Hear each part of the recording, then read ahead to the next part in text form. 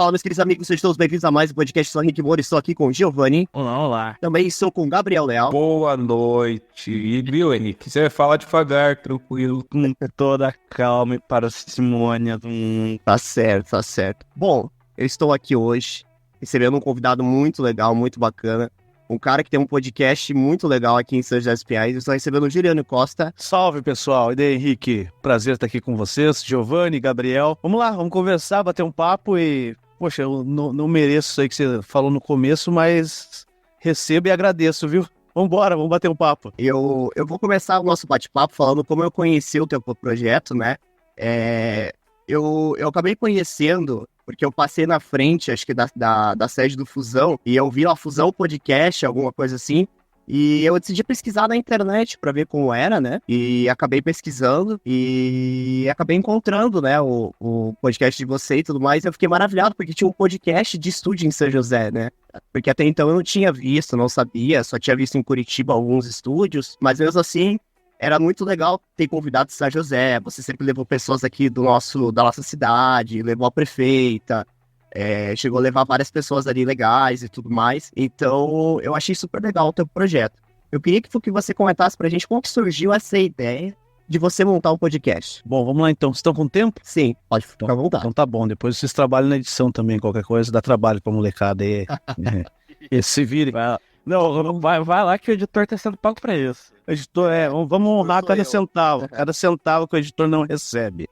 Bom, o Fusão, na verdade, ele é uma história mais antiga, né? Ela começa lá em 2008. 2008, então, o Luiz Carlos Alborguete estava sem rádio e sem TV, e o Leonardo Bestloff, junto com o Pablo, eles já tinham procurado o Alborguete anos antes. 2006, mais ou menos, na extinta Rádio Colombo do Paraná. E o Alborguete era uma pessoa que eu não tive convívio com ele, já para deixar claro aqui, não tive contato nenhum com ele, enquanto ele esteve aqui entre nós, nesse plano, mas era uma pessoa que todos que tinham curiosidade por jornalismo e também só curiosidade por figuraças da TV já conheceram, já viram algo do Alborguete. E eles foram atrás dessa figura. Alborguete, o negócio é o seguinte, nós temos uma rádio web e nós queremos te levar para lá. E o Alborguete concordou com eles na época e fez a Rádio Intervalo, rádio web. Ali, por meados de 2007, aproximadamente, eles estavam com um programa de rádio. E em 2008, o Alborguete simplesmente falou assim, eu quero transmitir com imagem, eu quero fazer TV. E anunciou ao vivo isso. Tal dia, daqui 10 dias, daqui 15 dias, vai entrar no ar Alborguete em imagem na internet. E essa época de 2006, 2007, vocês devem saber que fazer live não era tão fácil assim, não era pegar o celular e apertar um botão no Facebook. Então o Leonardo foi atrás, conseguiu uma câmera, conseguiu descobrir como é que transmitia isso online e colocou no ar. E o Alborguete entrou no ar, o primeiro episódio, com câmera lá e tacou o programa normalmente. E aí ao final, eles perguntaram, e aí, gostou, Alborguete? Você acha que foi legal essa transmissão com vídeo? Eles levaram o esporro do Alborguete, né? Porque ele não estava combinado que realmente ia ser com vídeo. Ele estava fumando, ele estava fazendo as palhaçadas dele, e aí o pau cantou para ele.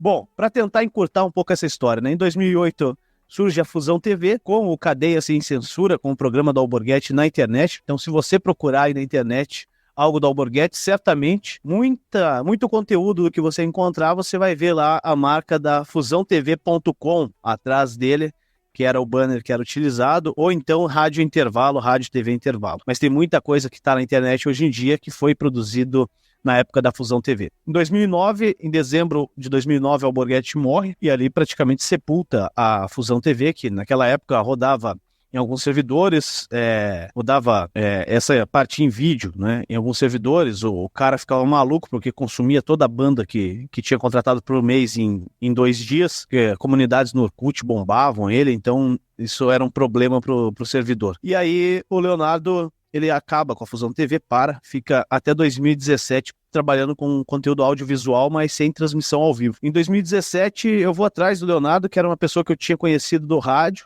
eu fazia transmissões via internet também, mas em áudio, e eu vou atrás dele para trazer o projeto para São José dos Pinhais. A ideia era fazer algo com ele, uma parceria com ele, porque é uma pessoa que eu admiro muito, e já vocês vão saber quem é o Leonardo, vou explicar também para quem está ouvindo. mas fui atrás dele propor uma parceria de um negócio que eu não sabia o que era. A gente conversou 2 horas e meia e ao final dessa conversa ele falou, hoje em dia o que tá vindo aí é a tal da live, a transmissão ao vivo via Facebook. Ele me mostrou lá com uma câmera que ele tinha como é que funcionava e imediatamente eu falei, eu quero isso aí, cara, vamos fazer isso em São José, eu tenho um jogo para transmitir. Essa conversa nossa foi numa segunda-feira, quarta-feira tem jogo em São José dos Pinhais, vamos transmitir. E ele meio que se assustou, vamos lá então, ver qual que é disso aí de transmitir jogo e tal. Eu tinha um terno lá em casa, uma camisa social, vamos fazer o troço bem feito, né? Meti o meu terno tal, e a gente decidiu transmitir ao vivo para testar. E era um jogo de Copa São José de futsal, que é um campeonato de futsal amador aqui da cidade, para quem é de fora, né? E a gente transmitiu aquilo ali. E eu mandei o link para uma pessoa. Léo, dá uma assistida aí e vê o que você acha. Ele compartilhou e aí foram 5, 10, 15, 60 pessoas assistindo o jogo. A gente transmitiu o primeiro, os caras do segundo jogo falaram, continua aí, transmitimos 3 jogos na noite. Foi uma loucura. De lá pra cá a gente fez muita coisa com futsal e com futebol, né? Muita coisa relacionada ao esporte, transmissão esportiva, uma proximidade muito grande com a Secretaria Municipal de Esporte e Lazer. À época era o Alessandro Rendler, o secretário, conhecido como Rato. A gente conseguiu trabalhar muito próximo e divulgar muito o futsal. E chegou uma época que, próximo à pandemia, não tinha mais recursos para manter a estrutura física que nós tínhamos, né? Nós tínhamos um espaço, nós tínhamos câmeras, tínhamos um estúdio que utilizávamos para fazer as nossas produções, né, os nossos programas. Durante a pandemia, o início da pandemia de coronavírus, nós fizemos programas jornalísticos mesmo, eu apresentei. Nós tivemos, por exemplo, dentro desse programa, onde a secretária de saúde à época, que curiosamente hoje voltou a ser secretária de saúde aqui do município, deu o furo de informação, porque todo jornalista quer uma notícia em primeira mão, que a UPA da Rui Barbosa seria reaberta. Então ali foi o primeiro local que ela falou isso, e depois, na sequência, realmente foi reaberto. Então a gente fez coisa voltado para o jornalismo, para o futsal, para o futebol de campo, transmissões esportivas, mas chegou uma época que realmente ficou insustentável. Nós recolhemos todos os equipamentos, guardamos na sacola e cada um levou um pouquinho para casa, né? Então tinha peça de computador na minha casa, tinha uma mesa na casa do Dal Negro, lá do Leonardo Dal Negro, o Léo Bestloff ficou com câmeras, enfim, ficou tudo espalhado. E aí um certo dia, em 2021, eu tive uma insônia. Normalmente não tenho, durmo muito bem, e nessa noite eu não conseguia dormir. Tava muito difícil, acordava, rolava para um lado, para o outro, e não conseguia pegar no sono. Eu peguei meu celular e comecei a anotar o que a gente tinha de equipamento guardado. Isso eram umas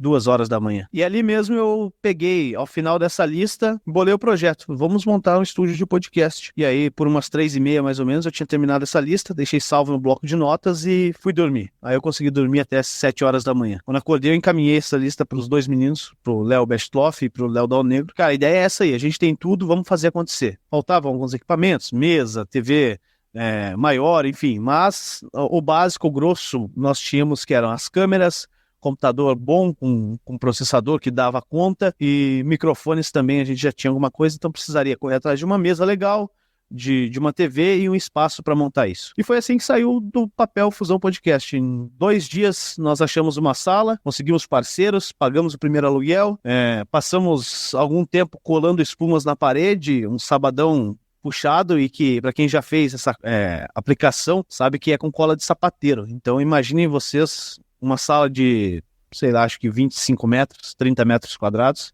nós praticamente fechados dentro da sala, só com uma janelinha aberta lá, colando espuma na parede, não deu outra, né? 2 da tarde a gente já tava chapado de cola. E foi assim que começou. E quando chegou o primeiro episódio, 3 dias antes do primeiro episódio, 4 dias antes, o Léo Bestloff, que é esse parceirão que eu tanto admiro, testou positivo pro Covid-19, né? E aí foi um baque, a gente teve que começar sem ele, só que a gente não esperava que ele fosse complicar muito, né? E ele acabou se complicando, foi parar no Hospital do Rocio, ficou internado muitos dias.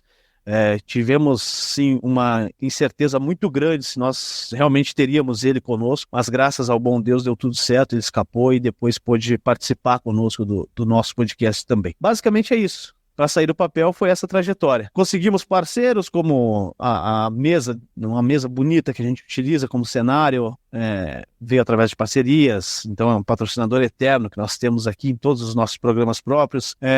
Fomos atrás de pessoas e lançamos o podcast. E eu imagino que vocês em algum momento já se imaginaram também, já pensaram que poderiam ganhar muito dinheiro fazendo podcast, né? Porque a gente olha lá o Flow, os outros podcasts aí que, na época, o Flow era o mais estourado, né?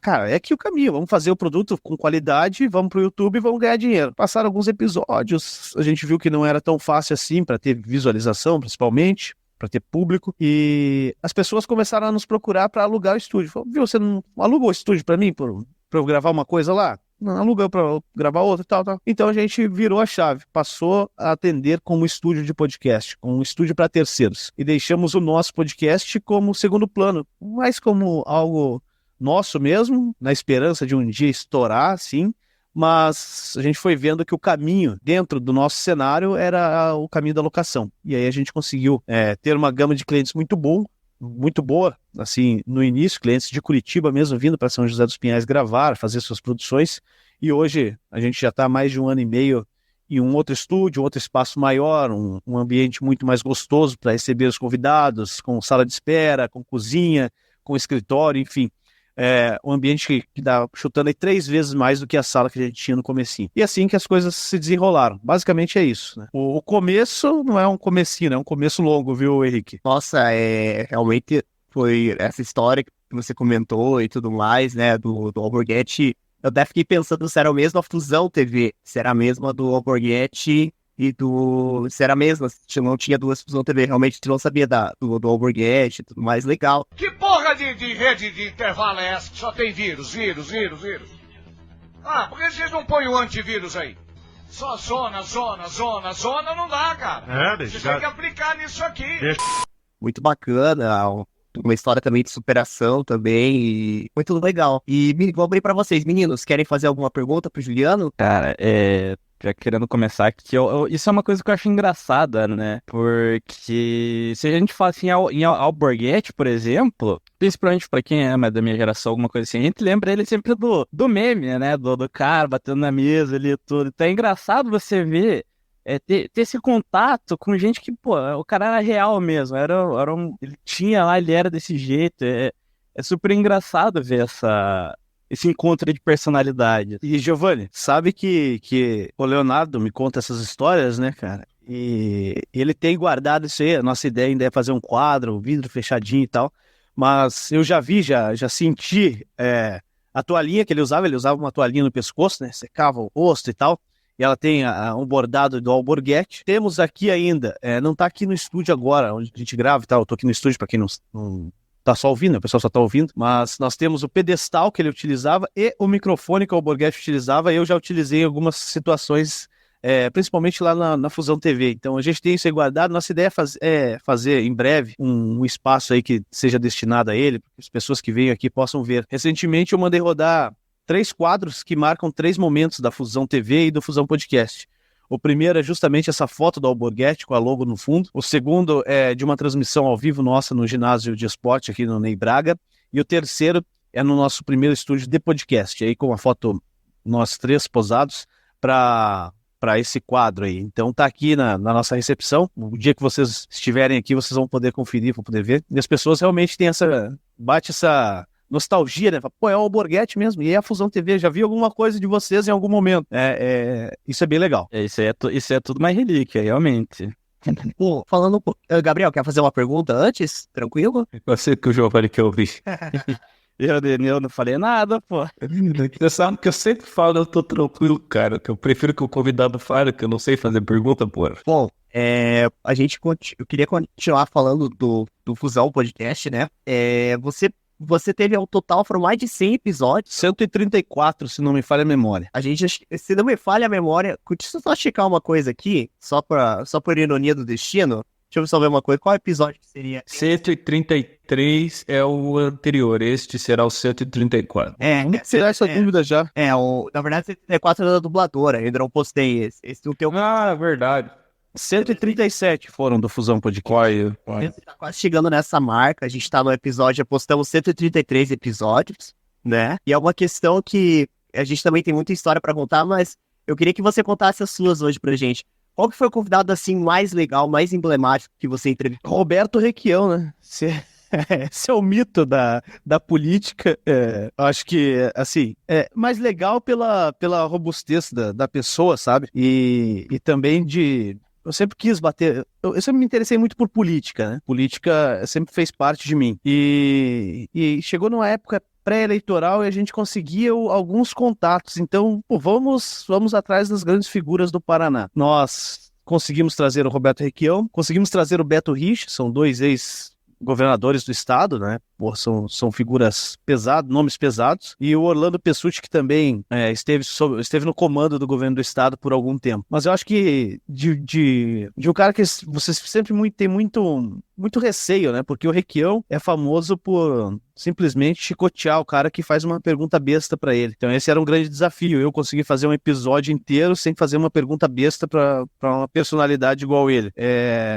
Logo que ele chegou no estúdio, era no outro estúdio ainda, ele já veio me cumprimentando e falou: você que é a Maria que vai me entrevistar hoje? Olha, eu senti que ele estava leve e que ele daria um pouco mais de espaço pra gente entrevistar ele, bater um papo, enfim. E lá perguntei qual que era o gosto da Mamona, como é que ele tinha feito aquilo. Perguntamos de outras situações também que beiram o ridículo, né? Quando você olha na internet aí, que ele dá o esporro nos caras no Palácio Iguaçu, por exemplo, cheio de salinhas, ele não queria nada daquilo e tal. E a gente conseguiu tirar bastante coisa dele. Acho eu que esse foi um dos mais emblemáticos, por ser o primeiro justamente dessas figuras aí que eu falei. Nós tentamos trazer o governador do estado em exercício, o Ratinho Júnior. Conversei com ele pessoalmente. Outros convidados que passaram por nós já tinham levado esse recado nosso, essa nossa intenção, e ele me deu a palavra de que estaria no podcast. Era só falar com tal assessora. E aí, quando chegou na assessora, barrou, né? A assessora falou: tá bom, então eu vou ver e te aviso. Aquele famoso vou ver e te aviso que todo mundo conhece. Mas eu acredito que sim, acho que o Requião foi a figuraça. Teve o Nelson Rodrigues. Não, Nelson Rodrigues não.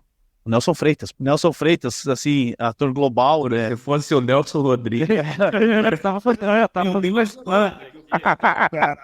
Eu quero saber quem foi que desenhou caralhinhos voadores na parede do banheiro.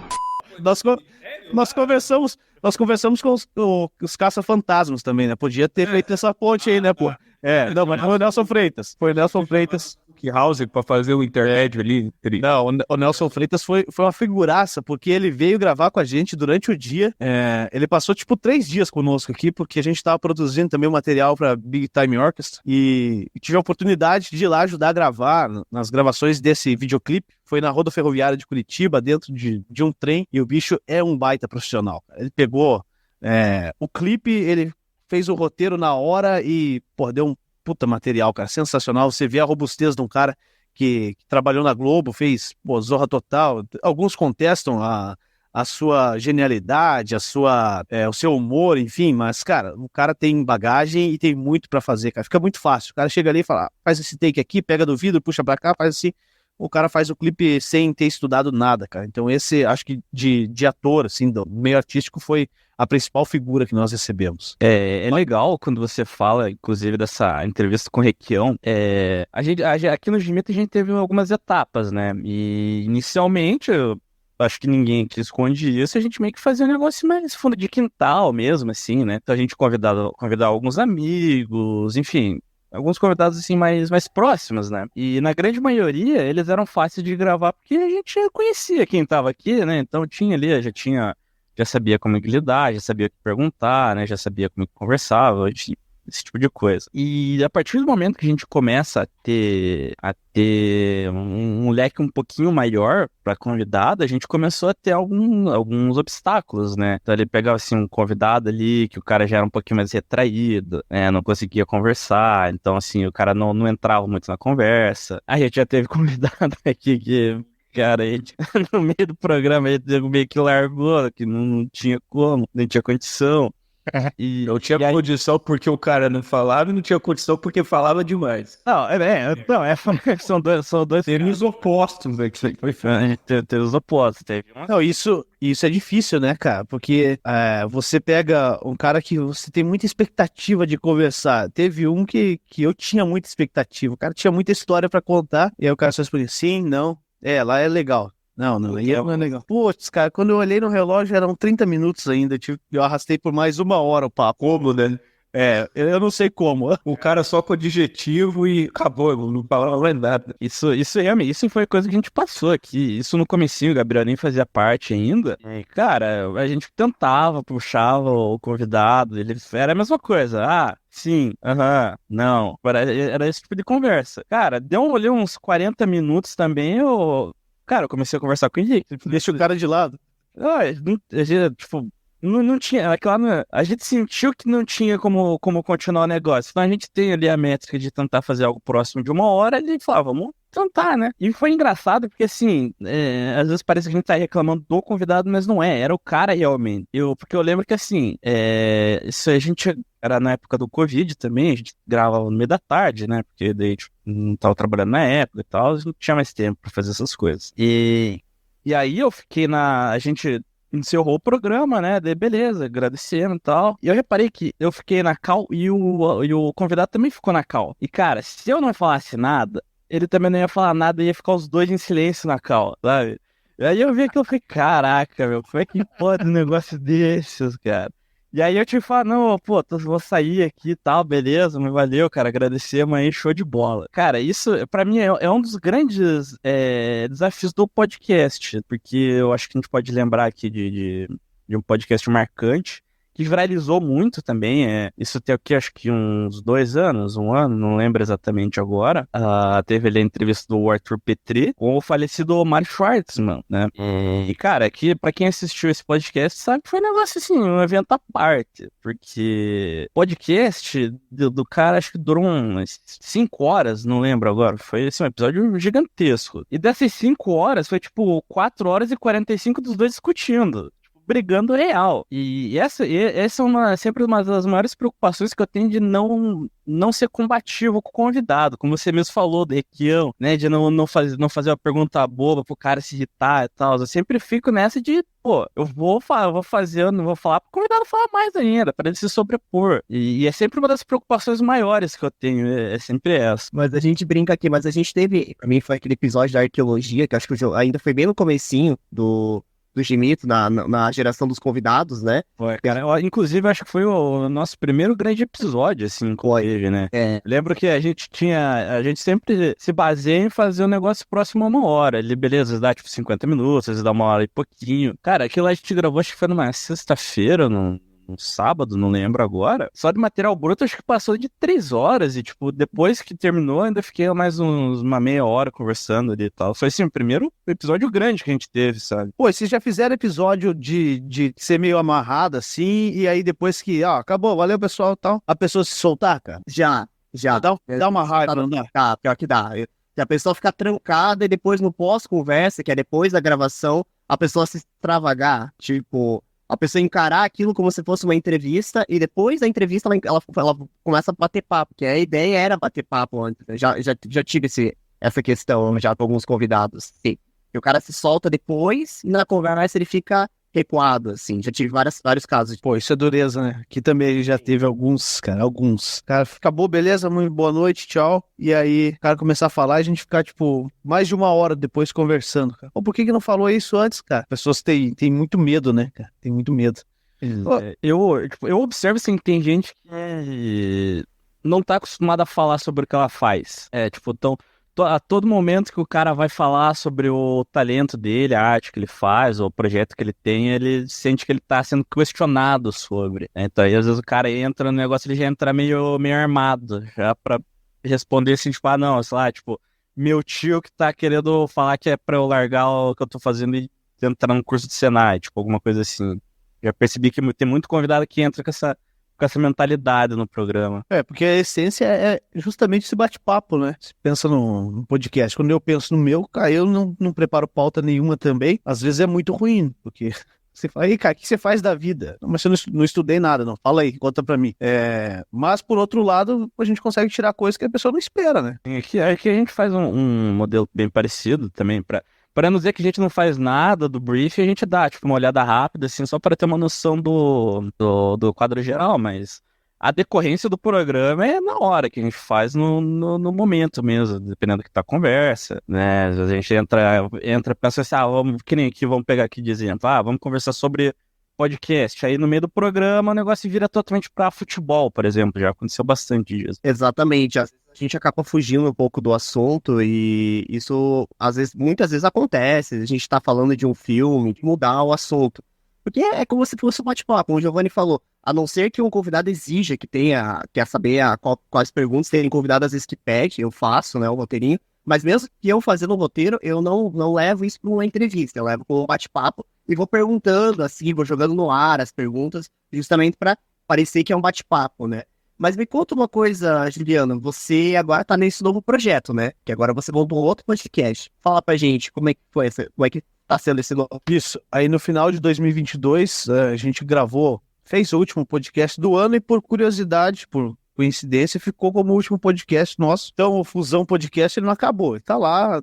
Pode ser que um dia venha aí uma figuraça, a gente faça uma live, transmita aqui com o cara e pronto. A gente não encerrou o projeto Fusão Podcast, né? Tá estacionado. De um tempo pra cá, já era uma ideia minha fazer algo semelhante, fazer um podcast, e aí eu vendo o estúdio aqui sendo locado diariamente para terceiros, todo mundo fazendo, e aí a gente tem uma rotina de atendimento aqui no estúdio, que eu fico com a segunda e terça-feira e uma quinta-feira sim e outra não, né? Eu atendo três noites e na outra semana atendo 2. Nós temos um dos meninos que faz os outros dias no período da noite e atende todos os dias de segunda a sexta-feira na faixa da tarde. E o Léo Bestloff, ele atende avulso, assim, precisa de manhã, ele tá aqui e tal. Enfim, nós temos uma organização, uma bagunça organizada. E eu passei por um momento, eu não sei, eu não fui atrás de médico, eu não fui atrás de orientação, deveria ter ido. Mas falei, não, eu acho que eu sei o caminho para eu voltar a me sentir melhor.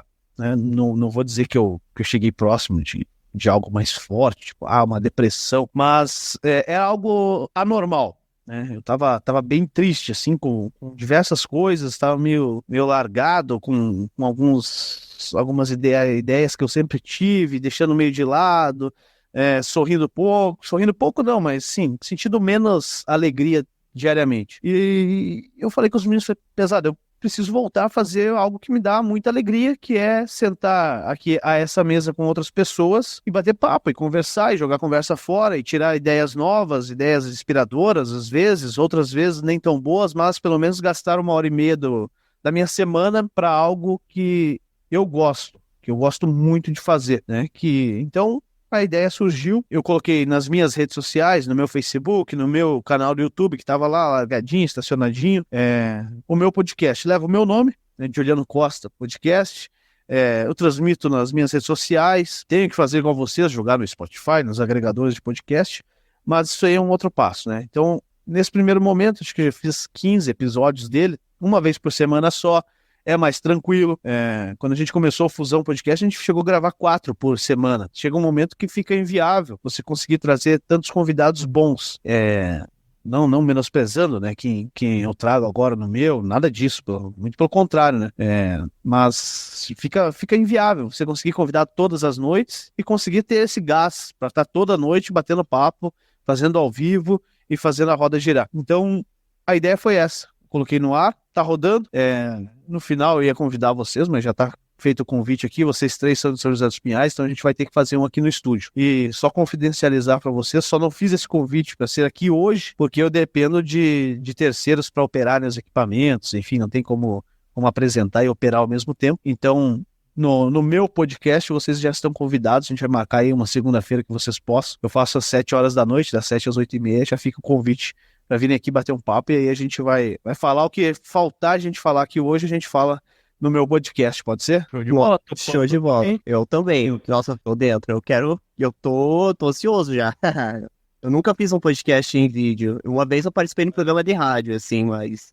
Você vai parar uma sala pro teu queixo aí. Uma sala só pro meu... Não cabe todo mundo não. Pô. Não, a sala é boa aqui, a sala tem 40 metros quase. Tá tranquilo. Então... Vídeo deixar a porta aberta cabe, entendeu? Deixa ele na recepção. Pra quem for passar na recepção com a baixar, que senão vai pro show. E E já que você comentou essa questão, né, a gente só faz o nosso podcast em áudio, né, a gente nunca fez em vídeo, e a gente sabe que o áudio pra gente sempre funcionou muito bem, né, porque a gente consegue, por ter o polimento, consegue trabalhar bem o sistema de áudio, agora tem muitos recursos agora que eu posso utilizar, o áudio sempre tá em alta, e eu queria te perguntar, assim, porque assim, o ao vivo, por exemplo, a pessoa tem que estar ali, tem que estar olhando, não pode olhar pra baixo, tem que estar sempre olhando pro convidado. Você sente, às vezes, alguma pressão em cima disso ou é tranquilo pra você? Não, eu acho que é sossegado, porque, assim, é algo pessoal também, né? Normalmente, quando pessoas chegam aqui e nunca fizeram um podcast e tal, eles se assustam com a estrutura. Modéstia à parte, a gente tem uma estrutura muito legal, muito bacana e robusta também. Então, pô, é uma câmera para cada convidado, o cara chega aqui, tá com a luz mais forte do que o normal, é o que precisa para o vídeo ficar bacana também, mas com poucos minutos ali você já consegue tirar isso do convidado, consegue quebrar isso. Recentemente eu recebi aqui o Marcos, ele não tinha participado de podcast nunca, ele trouxe até a jiboia, um lagarto real e tal, ele se assustou um pouco, e no começo sim, mas cara, quando acabou o papo, foi 1h30. Como assim passou 1h30 tão rápido, né? E graças a Deus tem sido assim. A maior parte dos convidados se assustam com o tempo ter passado tão rápido. E essa tá conversando, agora eu tô olhando para a câmera aqui, que tá ligada, né? Mas as pessoas, elas se soltam. Depois que acaba meio que esquecendo que a câmera tá ali, vira um bate-papo bem, bem fácil de se fazer. Acredito que pressão, assim, é só no começo mesmo. Bem, quando começa o papo, dá o boa noite ali, em 5 minutos a pessoa já consegue se soltar e ficar tranquilo. E me conta uma coisa, em relação assim, por exemplo, você comentou que você precisa de auto-operadores, né? Você tem o rapaz, certo, alguém que fica na mesa, né? Que comanda ali o VMix, e você como apresentador, e quais que são as outras funções dentro do podcast? Bom, basicamente, para quem tá ouvindo aí, né? Às vezes tem pessoa que quer montar um podcast, como é que eu vou montar um estúdio? Tá, legal. Sim, é muito legal, mas aqui no nosso caso, quando nós locamos o estúdio para terceiros, esse operador ele já faz parte dessa locação, né? Essa pessoa tá aqui, não é? Vou alugar para vocês vêm aqui e operam tudo, porque é um pouco mais complexo. Nós utilizamos hoje o VMix, uma ferramenta de transmissão semelhante ao que as TVs utilizam. Tem muita TV que utiliza só o VMix como software para transmissão em sinal aberto, por exemplo. E essa pessoa, ela basicamente opera o VMix. Faz os cortes de câmera, são cortes ao vivo. Nós temos 5 câmeras no estúdio, uma geral mais 4 individuais. Nós temos o controle do áudio, tem mesa de som, tem 4 microfones bons, condensadores, mais parrudos. E basicamente a função de quem está operando é isso aí. Entender do áudio, saber se o áudio está equivalente um ao outro, não tem ninguém estourando um em cima do outro. Ver se o vídeo está na qualidade correta, ajustar foco, tá o tempo todo monitorando isso. E quando é transmitido online, também monitorar os canais de transmissão, né? Porque muitas vezes, as pessoas nem sabem, mas o próprio Facebook e o YouTube, que são as principais ferramentas de transmissão que nós utilizamos aqui, eles simplesmente podem cair de uma hora para outra. E aí o papo aqui rolando e não está sendo transmitido nada. Nós temos opção de gravação também dos podcasts. Alguns são transmitidos ao vivo e gravados simultaneamente. Para o final do episódio, a pessoa já recebeu o link via Drive, baixar, fazer os cortes em alta resolução, qualidade maior. Basicamente, a função de quem opera isso tudo é isso aí. Monitorar, saber se está tudo certo e ficar ligado. Então, às vezes pega 2 podcasts na noite, das 7 às 8h30, das 9 às 10h30, acaba ficando um pouco cansado, mas tem que ficar de olho, porque senão vai comprometer a qualidade do produto, a qualidade final do produto. Eu faço parte da PASCOM na minha igreja, que é a Pastoral da Comunicação, né? Inclusive, você deve conhecer o Camargo, né? Alex Camargo. Ele foi mesa do Zoação, né? Podcast bem no comecinho ali e tudo mais. Ele tá comigo lá na igreja, né? E lá nós usamos também o VMix, né? Só que lá é 3 câmeras, trabalho voluntário, né, e tudo mais, e a gente também opera com o VMix lá. É muito legal, assim, só que é que nem você comentou, são 2 monitores, né, não sei se você trabalha com 2 monitores aí também, e um eu tenho que ficar assistindo a transmissão, e no outro eu tenho que ficar posicionando as câmeras, geralmente eu trabalho com a câmera do lado direito, que tá passando ao vivo, do lado esquerdo eu posiciono para colocar, e assim vai transmitindo, né. Mas é muito legal, assim, eu acho super bacana quem faz esse trabalho da mesa, Ali nós temos câmeras que o pessoal se desloca para filmar mesmo, não é a câmera fixa, né? Então eu acho muito legal esse trabalho do VMix. E o VMix é um software maravilhoso, eu gosto bastante de trabalhar com ele, né? Eu acho que ele tem uma qualidade muito bacana. Bom, meninos, querem fazer... Cara, e assim, é super legal que até observando um pouquinho do trabalho do Fusão e agora aí do Juliano, cara, uma coisa que eu não sei se o pessoal aí concorda comigo também, mas, cara, quando a gente não fazia podcast, a gente só consumia, ele meio que era uma coisa só, né? Assim, era só uma conversa, enfim. E a partir do momento que a gente começou a fazer também, a gente começa a perceber as diferenças, né? De como é que se faz, de inspirações, enfim. Hoje, por exemplo, eu vejo que o nosso é que ele tá mais próximo de um Nerdcast, talvez, um MRG, alguma coisa assim. E aí a gente vê muita coisa assim perto do Flow, pega a inspiração do Flow, pega ali a inspiração do Podpah, talvez, que também teve a sua inspiração no próprio Flow também, né? E eu acho legal essa variação de como que é feito, né? Mesmo a gente pegando, assim, coisas parecidas, né? Como você estava falando, dos softwares, enfim, de instrumentação em comum. Agora eu entendo quando os caras comentavam nos podcasts, porra, mas só 1h30? Eu falo, porra, 1h30 não é fácil, cara, esperando o convidado tirar, tipo, antigamente eu ouvi os caras comentar, mas só 1h30 podcast, na época eu tava tendo 5, 6 horas, o Vilela me veio com aqueles podcasts 40 horas pros fulano lá, os caras sem comer, cagar e mijar lá, mas daí eu penso, 1h30 já não é fácil de tirar, daí agora, quando eu comecei a fazer, pra mim eu pensei, realmente, não é um bagulho fácil não, cara. Tipo, você tem que conversar com cada pessoa diferente, cada um é um jeito, cada um tem um estilo de vida. Eu respeito pra caralho quem consegue fazer esse podcast, cara. Tipo, maior. Não é fácil não. Sabe que a gente, voltando lá, né, na época do Fusão, agora no meu eu estabeleci esse horário até por conta de clientes no horário seguinte, e a maioria dos novos clientes aqui do estúdio, por exemplo, eles chegam aqui, mas, cara, acho que é muito pouco e tal. E aí a gente fala assim, cara, fecha essa 1h30 e deixa rolar aí uns dias e tal, e depois você reavalia, né? Porque senão eu vou ter que locar pra você, por exemplo, 3 horas. E aí vai a grade toda do dia. E aí a pessoa faz 1, 2, 3, 1h30 já tá meio puxado. Acho que às vezes até diminuir um pouco e fazer 1 hora de podcast, outra meia hora pra gravação de alguns conteúdos, enfim. Porque realmente não é fácil você ter a certeza que todo convidado vai te entregar 1h30 de conversa. Essa é uma dúvida muito grande. Quando nós conversamos com o Beto Richa, ele já tinha passado por todo o processo, né?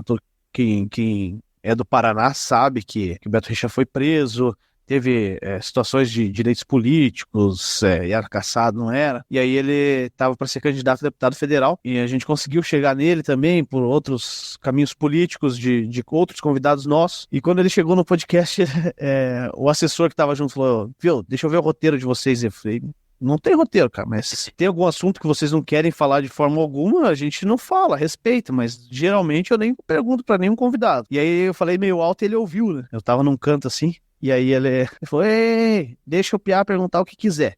Pode perguntar qualquer coisa. Foi muito legal. Ele falou, em meia hora a gente resolve tudo aqui? Falei, governador, geralmente a gente faz 1h30. Você tá maluco, 1h30, eu tenho agenda pra isso, não dá. Falei, então tá bom. Vamos fazer 45 minutos. A gente fez 1h25 com ele. Falei, passou 1h25, ele já ficou doido no final. Passou muito, mas foi legal, tal, podia ficar mais tempo. Então vamos marcar outro. Depois a gente não marcou mais, mas... Assim, era um dos convidados que se assustou com o tempo. E no final, o cara viu que tinha muito conteúdo para entregar, o bate-papo não era tão pesado. Nós perguntamos coisas da prisão dele, da Fernanda Richa. Ele falou tudo que a gente perguntou, ele respondeu, mas de uma forma que o cara também se sentisse à vontade, né, para responder. E ao vivo não tem muito pra onde a pessoa fugir também, né? Até no gravado. Porque se o cara fala assim, ei, não quero falar isso aí, aí você coloca aí no ar e pronto, né? O cara não quis falar. Você arrebenta o cara igual. É muito assim, por exemplo, como você entrevistou um político, tem que tomar, claro, a gente tem que tomar aquele cuidado, assim, de às vezes, que nem você comentou, de não fazer uma pergunta, às vezes que possa ter um outro teor. Mas ao mesmo tempo, né, a gente não pode ser, você teve que perguntar pra ele, porque foi uma situação que todo mundo ali viu, todo mundo passou na televisão e tudo mais, né? E na verdade é uma situação pública e fazer um bate-papo leve não quer dizer que você esteja aliviando a barra do cara que tá do outro lado. Você tem como perguntar todas as situações, ele me trouxe aqui um extrato que eu nunca tinha visto tanto zero no extrato. Normalmente na minha conta só aparece um zero antes da vírgula, né? Zero, vírgula alguma coisa. Era zeros após os pontos. Então, assim, um extrato de 7 milhões, 7 bilhões, eu não contei todos os zeros, mas era do governo do estado do Paraná. Imaginem que uma conta bem parruda, viu? E esse era o extrato que ele, segundo ele, tinha tirado no dia 31 de dezembro, quando terminou o mandato dele como governador do estado, comprovando que ele tinha deixado dinheiro em caixa. Mas, poxa, você não pode deixar de perguntar pro cara como é que foi ser preso, como é que foi ter a casa invadida com um mandado de prisão no seu nome, da sua esposa. Você não pode simplesmente ver que, ó, vou te fazer carinho, deita no meu colo, vou fazer um carinho em você, foi ruim, por que será? Eles fizeram mal pra... Não, a conversa leve é diferente de você querer aliviar a barra do cara, completamente diferente. Isso é uma situação que a gente sempre fica no limiar, né? Porque ao mesmo tempo que você tem que ter a obrigação de fazer um programa que seja agradável pro convidado também, você tem que saber que o teu nome também tá no negócio, né? Então você pega, sei lá, uma situação dessas, por exemplo, aí com certeza, tipo, não, beleza, só risadinha, não entra nesses assuntos mais polêmicos, eu vi alguém falar, ó lá, tá passando pano. Quer ver duas pessoas legais que a gente bateu papo, vocês nem perguntaram isso, mas eu acho que cabe aqui para falar, e provavelmente se vocês não tiveram, vocês vão ter pessoas que te entregam muita coisa sem você tá esperando, assim, no pós e em outros podcasts, por exemplo. Por coincidência, nós entrevistamos logo no terceiro ou no quarto episódio, o Bruno Henrique, que é o repórter da TV Bandeirantes aqui de Curitiba, trabalha na Caiobá FM também, e um amigo meu da época da faculdade, nós estudamos juntos lá na Tuiuti. O Bruno Henrique é o repórter da Band que tá naquele famoso vídeo do Morre Diabo. Morre Diabo, o Bruno Henrique estava entrevistando ele. E fica calado, não quero falar com bandeirantes, com ninguém na frente das câmeras, tá bom? Por que você matou tua mãe, rapaz? Não interessa pra você, palhaço. E aí eu perguntei pra ele nos contou a história. Passado um tempo, nós tivemos, por uma indicação, um advogado aqui de São José dos Pinhais que atua na Defensoria Pública do município, e aí ele explica essas situações. Agora me fugiu o nome dele, mas ele eu já vou pegar aqui no celular, já vou lembrar. E por curiosidade, por obra do destino, ele foi quem fez a defesa do Morre Diabo. Então, nós tivemos os dois lados da história contadas por pessoas que passaram aqui pelo Fusão Podcast, e esses vídeos simplesmente depois explodiram. Eles explodiram no YouTube, cara, de pessoas que pegaram esse corte. O repórter do Morre Diabo e o advogado do Morre Diabo explicando como é que foi a situação. Esse vídeo nosso, do advogado, ele tá hoje aqui com 71 mil visualizações no YouTube. O Dr. Hugo Lutke. Cara, então são duas situações assim que a gente não esperava muito dessa conversa, né? E durante o papo surgiu que ele tinha defendido o Morre Diabo, e ele explicou que basicamente a tese dele era provar que o cara era louco. Então ele só precisava deixar o cara falar. O cara falou, não foi absolvido, né? Mas ele foi constatado que ele tinha um problema neurológico, um problema mental, e ele não poderia ficar numa cela comum, por exemplo. Ele teve que ficar no complexo médico penal. E esses dois vídeos, muita gente pegou esse material e reproduziu. E no nosso canal tá com 71 mil visualizações, mas já passou de 1 milhão aí, frouxo. Então são situações bem legais que acontecem de papo que a gente não espera que esses números aconteçam, que alguém vai pegar o meu vídeo, vai cortar. Muitos deram os créditos, depois a gente já viu alguns outros que ninguém nem deu crédito, colocou logo em cima da nossa logo e tal. Mas acontece, a gente tá na internet, né? Eu busco não fazer isso, mas tem pessoas que fazem. E, cara, isso estourou. São coisas legais que acontecem quando você faz um bate-papo assim, mais solto, e as conversas, elas partem para esses caminhos. Bacana, legal. Realmente foi uma coisa que você não esperava e, muito legal, assim, porque você tem várias conversas variadas, igual a gente, né? Por exemplo, eu tô tendo um bate-papo com você nesse domingo, no próximo domingo a gente tem bate-papo com um professor de programação, Python, que é um papo bem diferente desse que a gente está tendo hoje, e a gente vai trocar ideias sobre um assunto mais específico e tudo mais. Então é bacana essa mistura de conteúdo, eu acho muito legal. Eu acho que é difícil de se enjoar, porque cada semana é um bate-papo diferente, cada semana é uma aventura nova e você não sabe como o papo vai se sair, né? É uma questão é um bate-papo que a gente tem uma noção, pode sair do controle, como pode ser como a gente espera, mas geralmente é uma coisa sempre diferente, um bate-papo do outro, né? Isso faz com que o Gimito seja tão especial, né? E logo em outubro a gente vai fazer 3 anos, a gente começou na pandemia esse projeto, né? Então a gente já tem 3 anos de podcast, né? E uma coisa que eu queria te perguntar, antes da gente seguir para o Momento Capcioso, é o seguinte: nós temos um podcast em áudio. Para nós é muito mais, por exemplo, mais fácil a logística, por exemplo, de chamar um convidado lá do norte do Brasil. Como a gente já trouxe gente de outros estados, ter uma convidada de Seattle, dos Estados Unidos da América. Mas para você, que tem um estúdio fixo, tem que chamar o convidado, não sei se você funciona no híbrido também, já teve algum convidado que você fez híbrido, mas como é que você faz essa questão da logística, da sua agenda e tudo mais para chamar os convidados? Bom, basicamente o meu projeto agora é fazer só São José dos Pinhais, né? Uma coisa ou outra assim de fora, mas da região, né? Então, alguém de Curitiba vem participar, alguém da região metropolitana, enfim. No caso do Fusão Podcast, que nós fizemos com algumas outras personalidades, nós conseguimos encaixar agendas. O cara tá por Curitiba, vamos trazer o cara aqui, vamos. Aí vai, bate-papo, conseguimos trazer. Os Caça Fantasma, foi assim. O Nelson Freitas, foi assim, tava aqui em Curitiba, vamos gravar com o cara. Pega ele aqui no hotel, traz no estúdio, grava e devolve lá. Basicamente é isso que a gente fez até hoje. Sim, nós temos o formato híbrido, que seria, na verdade, hoje, nós temos clientes aqui que utilizam muito isso.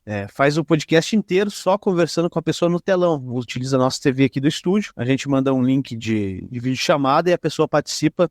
Aí posicionamos as câmeras para que fique de uma forma legal, né? Mostra o telão, mostra que a pessoa tem uma aqui no estúdio e outra tá de fora. E o VMix, ele nos dá essa possibilidade. E nós também já operamos. Agora não mais, porque o projeto deles chegou ao fim, mas nós já operamos podcast para pessoas nos Estados Unidos, né? Então 4 amigos faziam podcast lá, 3 amigos e mais um convidado. É semelhante ao que vocês fazem, só que com vídeo, cada um em sua casa, e nós operávamos aqui de São José dos Pinhais. Então ele dá essa possibilidade, era algo bem legal de se fazer também, tá no nosso portfólio, pode-se dizer assim. Então tem essa possibilidade, sim. Os convidados de fora perde um pouco na questão de estar perto, de fazer uma foto legal aqui no estúdio e tal, mas você não perde o papo, né? Não perde aquela oportunidade de conversar com a pessoa. Muda uma coisinha ou outra, você vai depender de internet, do sinal como está na casa da pessoa, por exemplo, igual vocês estão fazendo hoje, né? Se a minha internet aqui passar um caminhão, arrancar meu fio, o fio da internet aqui, não tem bate-papo, não tem podcast, né? Mas, enfim, dá pra fazer a internet. E eu acredito que depois da pandemia, né, isso ficou muito mais tranquilo de se fazer. Se não tivéssemos a pandemia, eu acredito que seria muito difícil você entregar um material assim. As pessoas não estariam tão receptivas a esse modelo.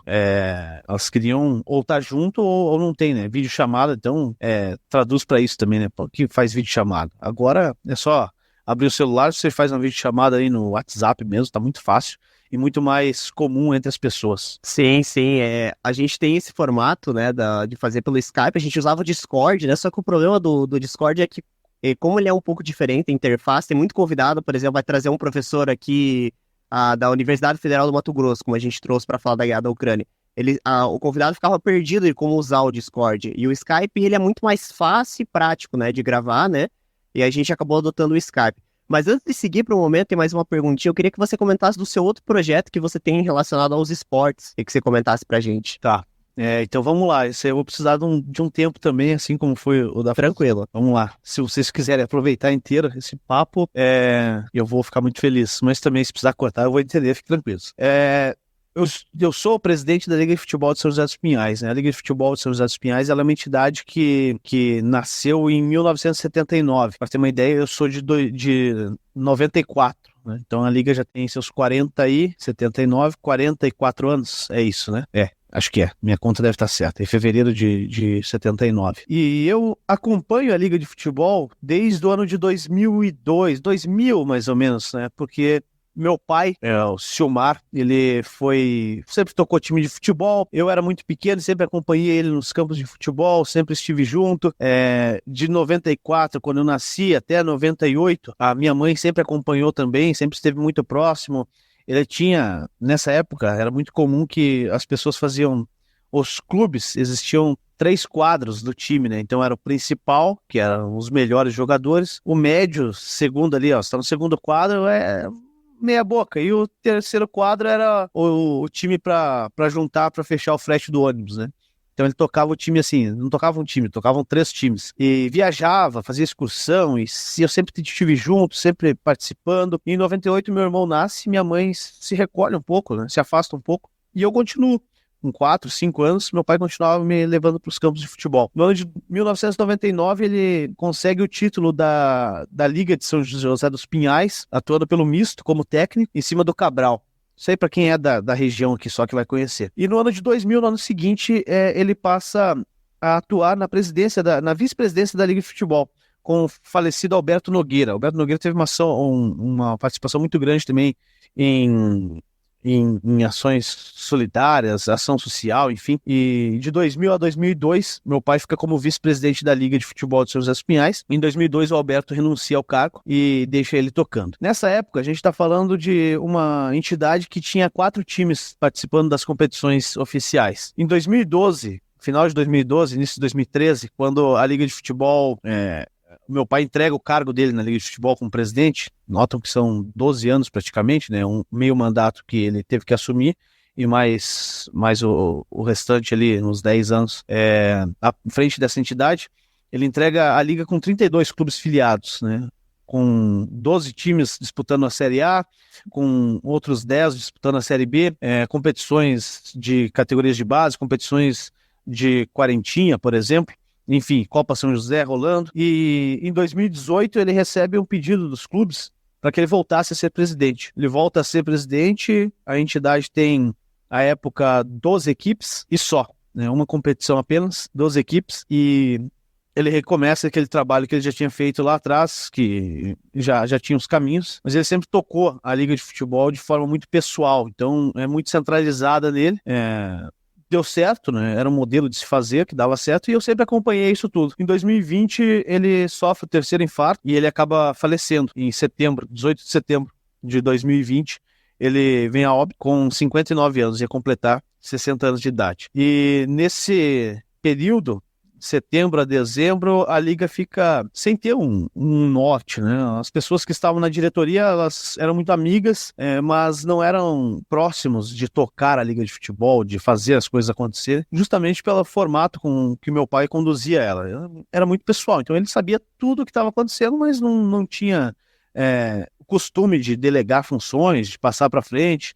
Então, ele sempre passava para mim, eu que estava ali do lado, tinha que ajudar, tinha que auxiliar, tinha que contribuir como eu podia. Então eu juntei aí, após o seu falecimento, passou um mês, juntei um grupo de amigos e falei, ó, eu estou disposto a tocar a Liga de Futebol, a terminar algumas coisas que eu sei que meu pai estava fazendo, e conto com o apoio de vocês. Se vocês concordarem com a minha ideia, eu vou assumir esse compromisso com os clubes, vamos fazer uma eleição, se mais alguém tiver vontade de assumir também, pode concorrer, não tem problema. E logo na sequência ali a gente faz a eleição e ninguém concorre, né? Então a chapa que eu montei foi eleita por aclamação. E desde 2021, desde o comecinho do ano de 2021, eu comecei a regularizar as situações da Liga de Futebol. São situações junto à Federação Paranaense de Futebol, que é a entidade máxima do nosso esporte. A Liga dentro do município, ela é a mantenedora da modalidade do esporte, enfim. E hoje nós temos uma Liga de Futebol com já todas as certidões negativas necessárias para estar perante a Federação Paranaense. Nós temos registro na CBF, nós temos toda a parceria aqui com o município, através da Secretaria Municipal de Esporte e Lazer, com o pagamento das arbitragens das competições principais, Série A, Série B, Série A adulto, Série A Sub-17, que é o nosso juvenil, e a Série B adulto. E hoje nós já temos 8 equipes na Série A e 12 equipes na Série B. Então já voltamos a ter um número de 20 equipes regulares. Alguns estão correndo atrás de documentação, que são necessários, mas estão encaminhando isso aí. Eu fico na Liga de Futebol até o ano que vem, até o ano de 2024, quando encerro o meu mandato, e já avisei os clubes filiados, as pessoas que estão próximas, que eu não tenho pretensão de concorrer novamente à presidência da Liga, porque eu acho que minha contribuição era essa. A minha primeira ideia era fazer com que a entidade não acabasse, ajudar com que a entidade não acabasse, E isso, graças ao trabalho meu e das pessoas que estão comigo, já a gente conseguiu ano passado. Quando acabou a primeira competição, eu já tinha certeza de que a liga não ia acabar, pelo menos nesse período, né? Agora, tão próximo. E agora, o meu objetivo, ele é deixar essa entidade para o próximo presidente ter melhores condições de tocar do que quando eu peguei, né?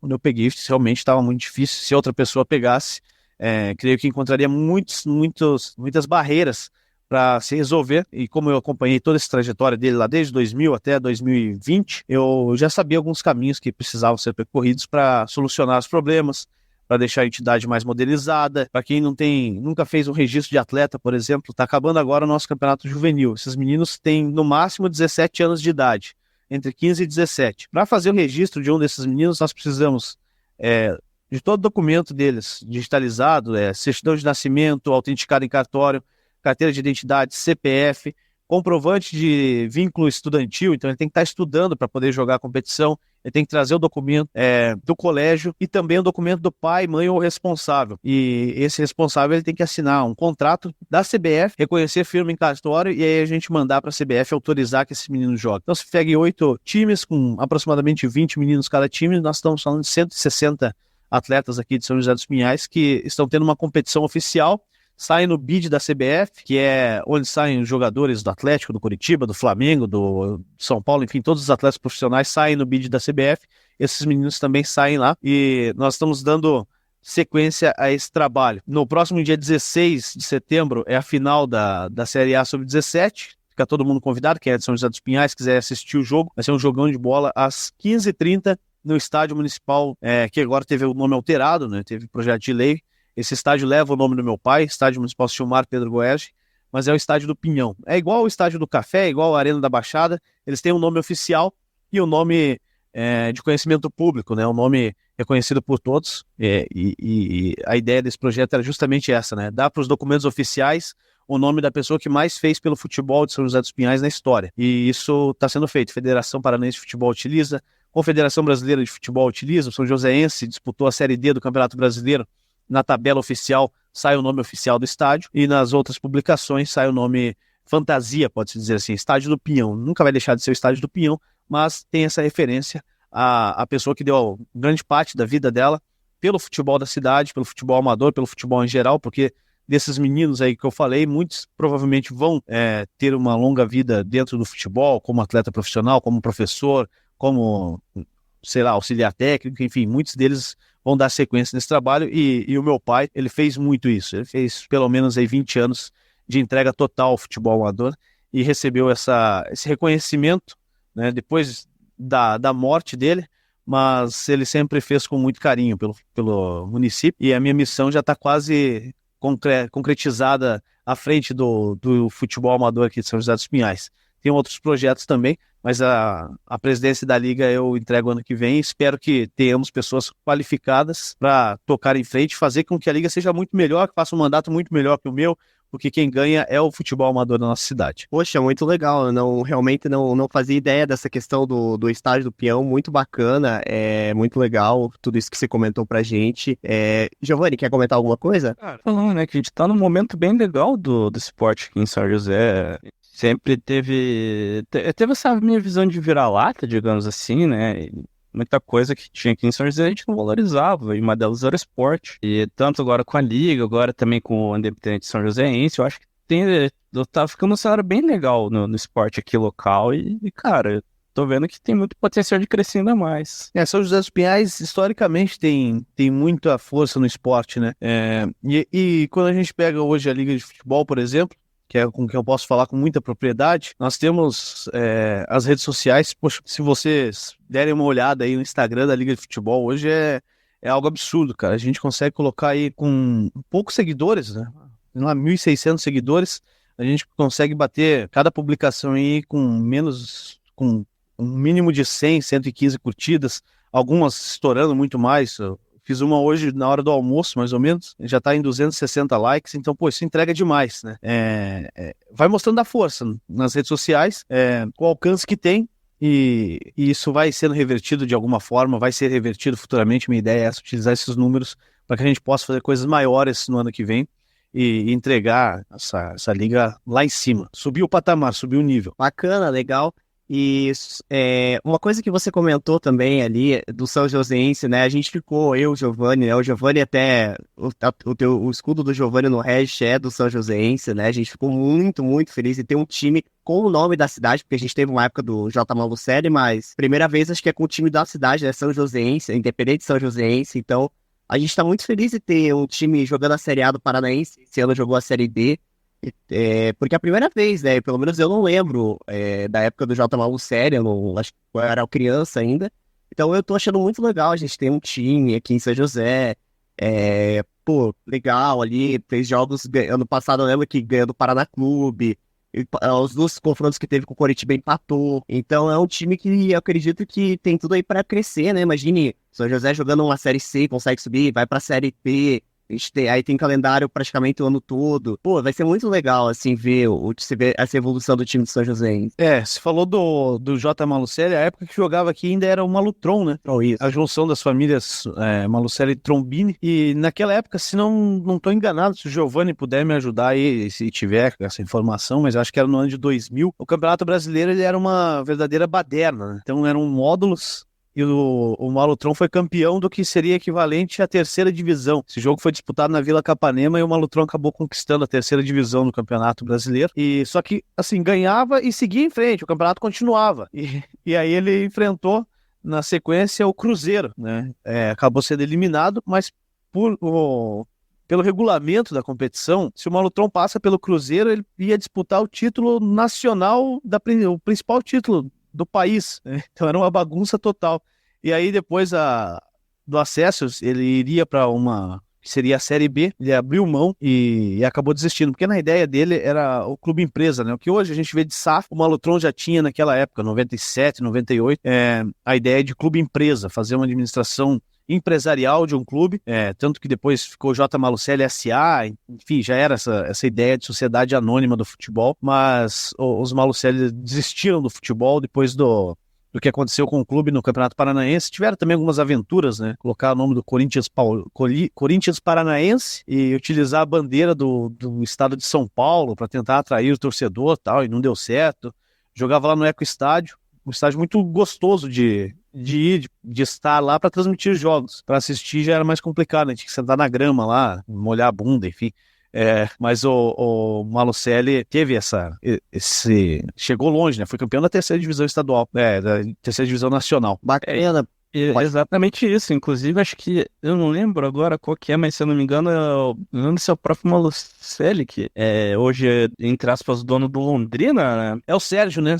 Outra banda da família, né? Pra se dizer assim. Mas eu acho que ele segue nessa mesma lógica ainda aí do clube empresa e tal. Tanto que eu até lembro que um tempo atrás falavam sobre isso, de como, entre aspas, pro time financeiramente vantajoso, por exemplo, estar lá na segunda divisão, enfim. Mas eu acho que assim, tipo, na minha visão, pelo menos, o principal do Independente São Joséense é que ele carrega o nome da cidade, né? Então daria pra se dizer que é o nosso time. Então, assim, não tem como ele mudar para um outro negócio ou mudar de cidade. Não, ele é São Joséense, ele tem que ser São Joséense. Ele não for, ele perde a identidade. Isso é uma das coisas que eu mais gosto nesse time. Ele carrega a cidade no nome.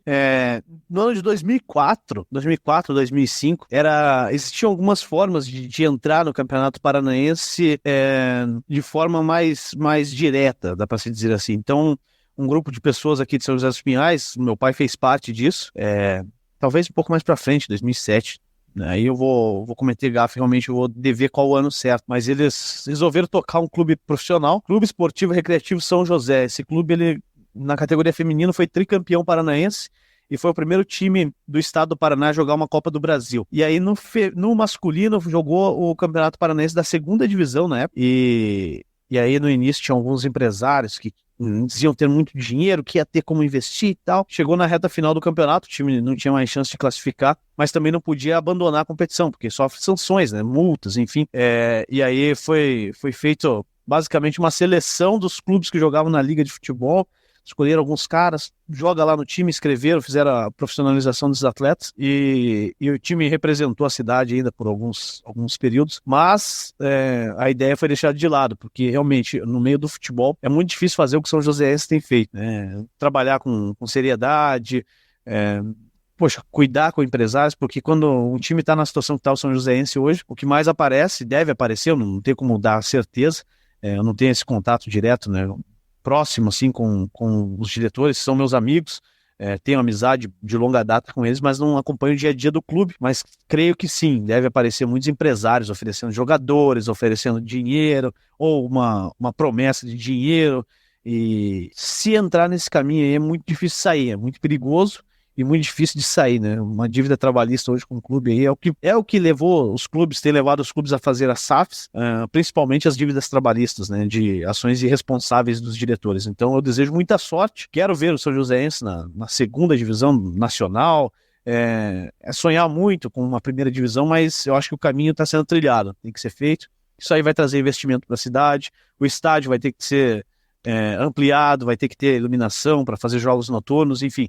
A ideia e minha torcida é para que eles consigam fazer isso acontecer. Bacana, bacana. Antes de a gente seguir para o momento capcioso, Giovanni e Gabriel, tranquilo? Querem fazer mais alguma pergunta? Manda a frase, Gabriel, manda a frase. Eu tô tranquilo. Beleza, beleza. Então, Gabriel, pode fazer a vinheta? Posso mesmo? Pode. Posso. Momento capcioso.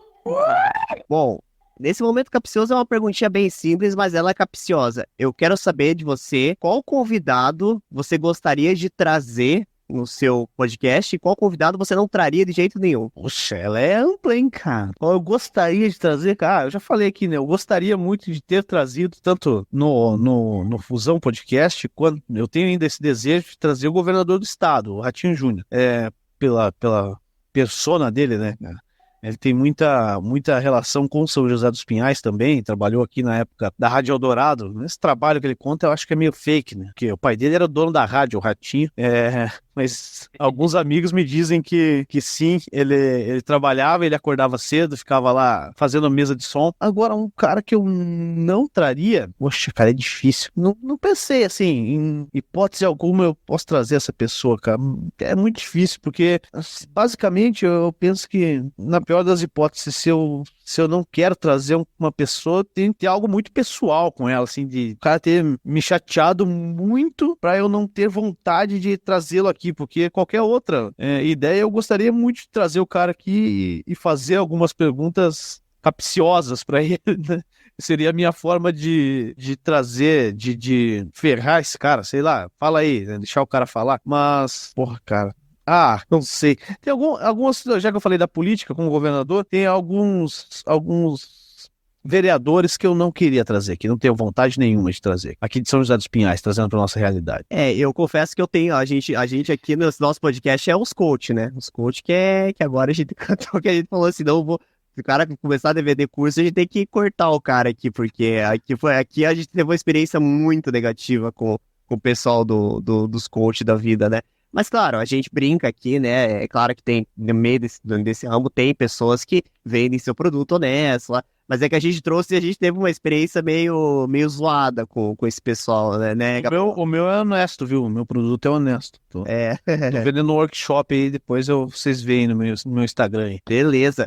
E você, o Gabriel sabe, né? O Gabriel acho que foi o que passou mais raiva aqui dos coaches, assim, porque foi terrível. Porque cada um deles teve uma personalidade diferente, foi um papo, assim, muito fora da casinha, assim. A gente ficava só ouvindo, assim, e falava, caramba, eu tô entrando em Nárnia aqui, esse povo, né?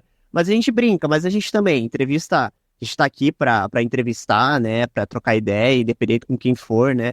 Claro que nem sempre é a conversa que a gente espera, mas a gente tem que se comunicar, eu acho que a gente está treinando a comunicação, né? Eu vejo que eu, lá de 2 anos atrás para cá, como eu melhorei na questão da comunicação, como a gente melhorou na edição, como a gente tem um ciclo, eu, o Giovanni e o Gabriel. O Giovanni geralmente é o cara mais técnico, o cara que, por exemplo, se eu trazer um tema mais sério, o Giovanni geralmente ele conduz, o Gabriel geralmente é mais o cara da comédia, o cara mais que é o alívio cômico.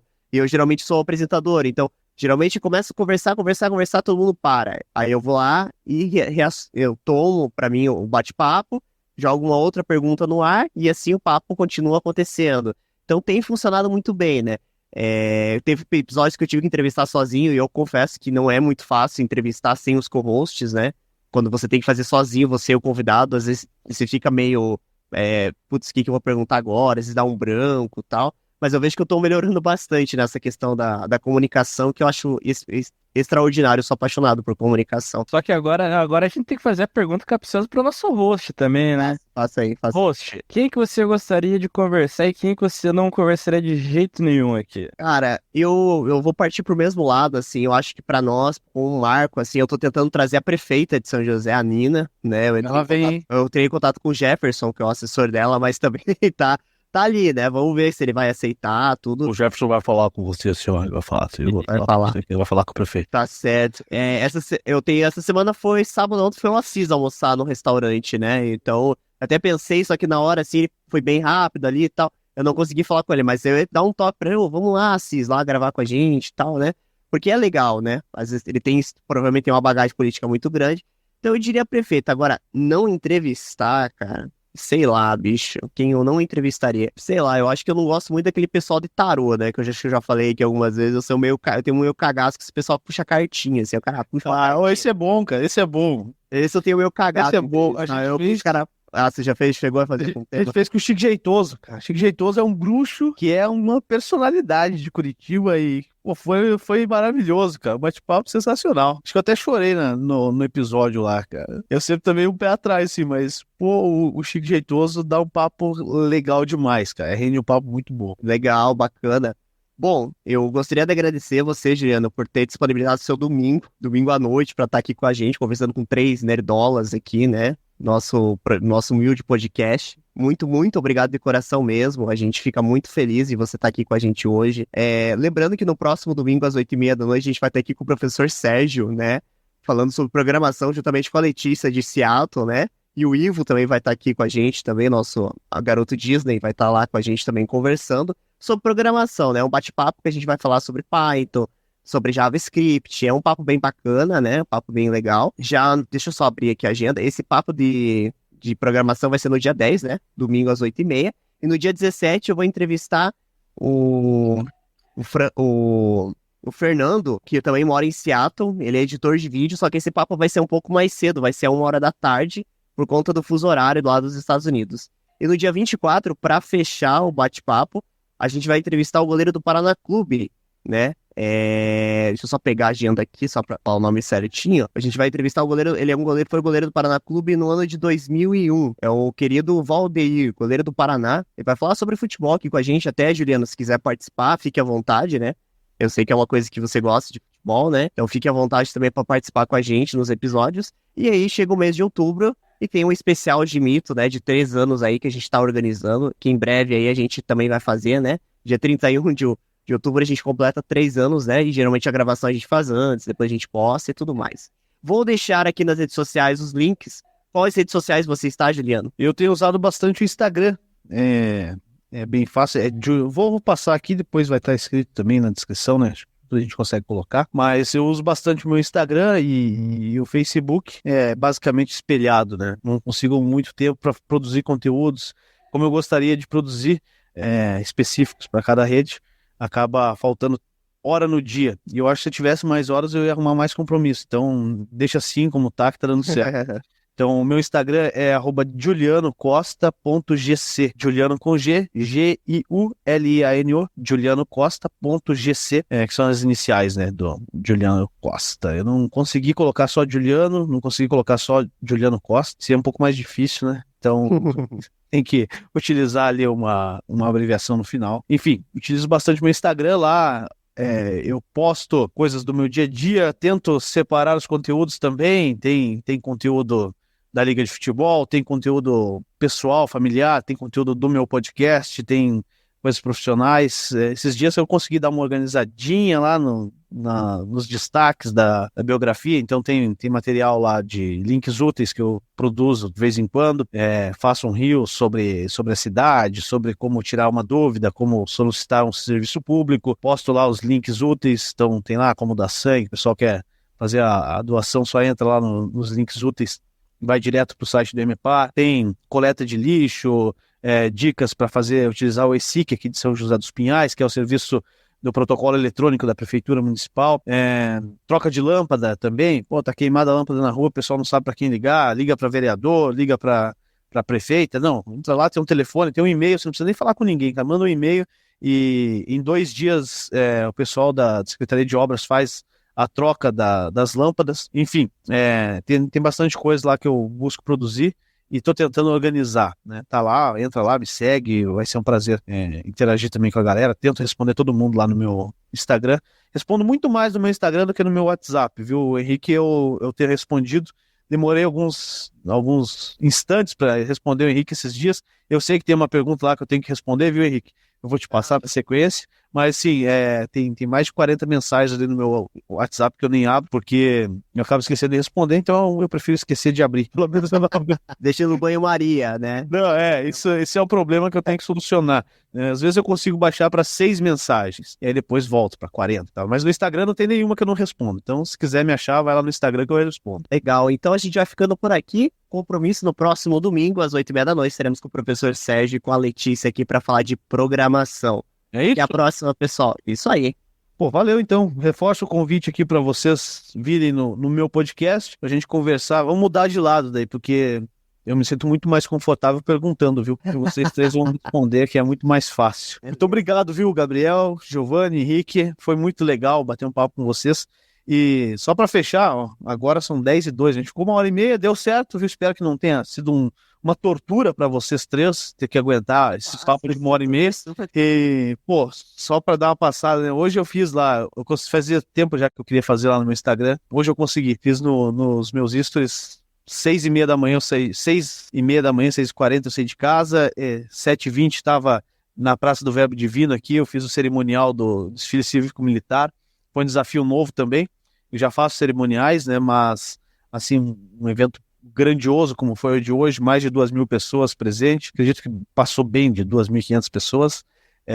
Depois tive compromisso na Liga de Futebol, tive compromisso familiar e hoje eu consegui fazer uma linha do tempo legal lá no meu Instagram, então dá tempo, viu? Até amanhã cedo vai estar lá, dá para vocês darem uma olhada, só para entender um pouco dessa rotina maluca, né?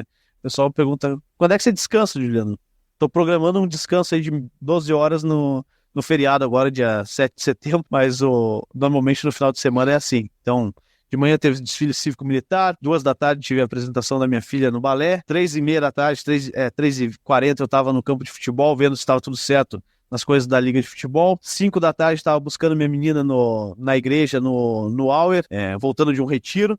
E às 8 da noite eu postei o vídeo que estava aqui no estúdio já, tinha que dar mais uma ajeitada no computador aqui, e com a maior satisfação estava reservando esse horário para bater um papo com vocês e me fez muito bem, viu? Muito obrigado. Obrigado você por essa aula que você deu pra gente, é muito legal conversar com a pessoa do ramo também, você faz o que a gente faz também, que é conversar, então você sabe que isso é uma paixão, é uma coisa que a gente ama fazer, não é? A gente não faz mais por conta de tempo mesmo também. Senão eu faria todo dia, se a gente pudesse viver disso, fosse um flow, a gente faria todo dia episódio.